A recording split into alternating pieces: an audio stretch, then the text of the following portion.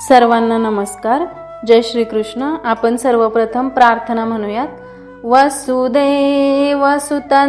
देवं कंसचाणूरमर्दनं देवकी परमानन्दं कृष्णौ वन्दे जगद्गुरुं. श्रीकृष्णौ वन्दे जगद्गुरुं. जय श्री कृष्ण. आपण पाहत आहोत अध्याय पहिला म्हणजेच अर्जुन विषाद योग आणि आज आपण पाहणार आहोत श्लोक क्रमांक 36. श्लोक पाहूयात. निहत्य धार्तराष्ट्रान्न का प्रीति स्यात् जनार्दन पापमेवाश्रयेदस्मात् न त्वैतानाततायिनः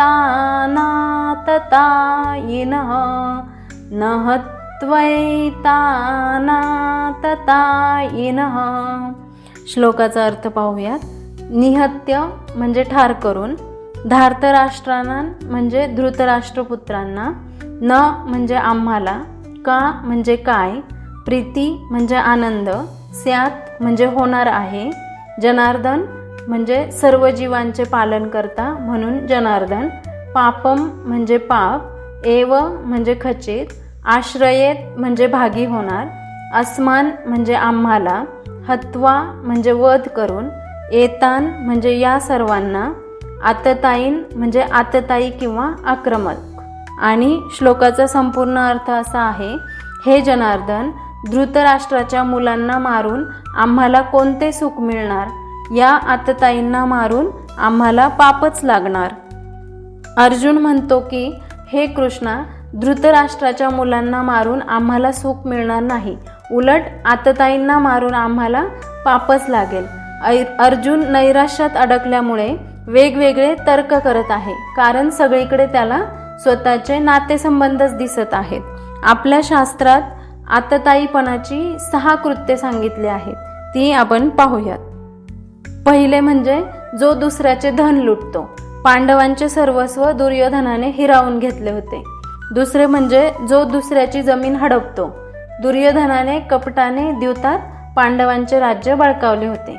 तिसरे म्हणजे जो परस्त्रीला पळवून नेतो. दुर्योधनाने द्रौपदीशी दुर्व्यवहार केला होता.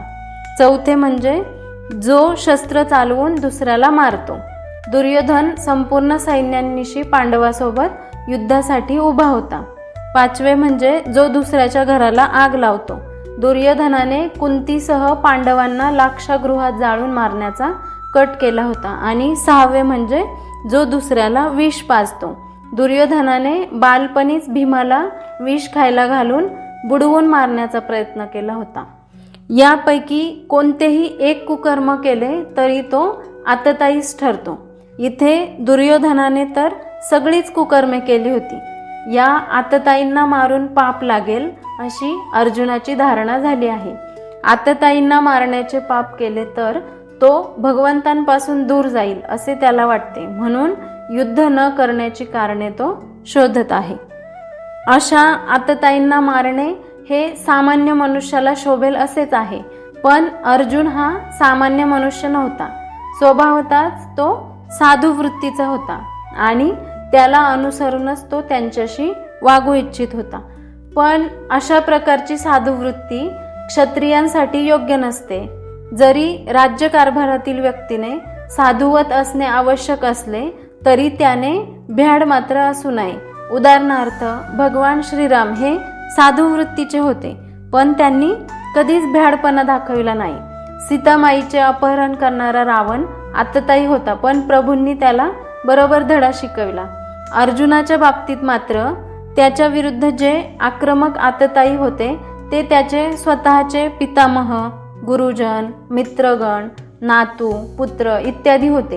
त्यामुळे अर्जुनाला वाटते की सामान्य आतताईंविरुद्ध ज्या कडक उपाययोजना केल्या जातात त्या यांच्या विरुद्ध योजू नयेत.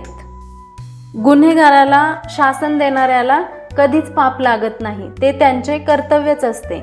परंतु इथे अर्जुन स्वतःचे नातेवाईक व भाऊ यांना पाहून भावनाविवश झाला आहे. त्यामुळे त्यांना मारून आपल्याला पापच लागेल असे अर्जुनाला वाटत आहे. या पापाचे वाटेकरी होण्याची अर्जुनाची इच्छा नव्हती. हे असे आतताई 5000 वर्षांपूर्वीच होते असे नाही. आताही आपण पाहतो दहशतवादी हल्ले किंवा राष्ट्रांमध्ये होणारे युद्ध, यामध्येही असेच लोक आहेत.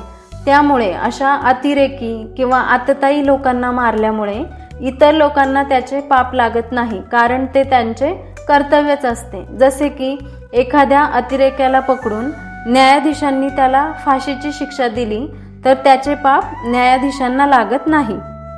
अहिंसा परमो धर्म, अर्थात अहिंसा हाच धर्म होय हे आपल्याला माहीत आहे, परंतु हे अपूर्ण आहे.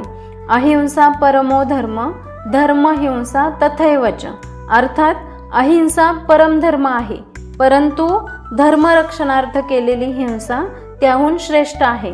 तुमचे स्वभावजन्य कर्म आहे त्याला धर्म म्हणतात.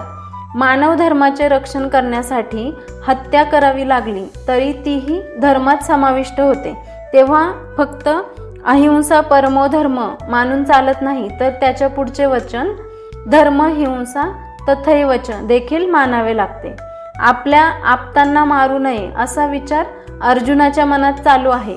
एका बाजूला कुटुंबाप्रती असलेले कर्तव्य आणि दुसऱ्या बाजूला क्षत्रिय धर्म, अशा द्वंद्वात अर्जुन सापडला आहे आणि म्हणून तो विषादग्रस्त आहे. समापन प्रार्थना.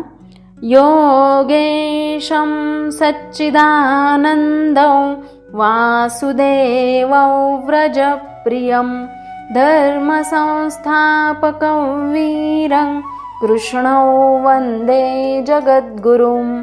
श्रीकृष्णं वन्दे जगद्गुरुं. श्रीकृष्णार्पणमस्तु. जय श्रीकृष्ण. धन्यवाद.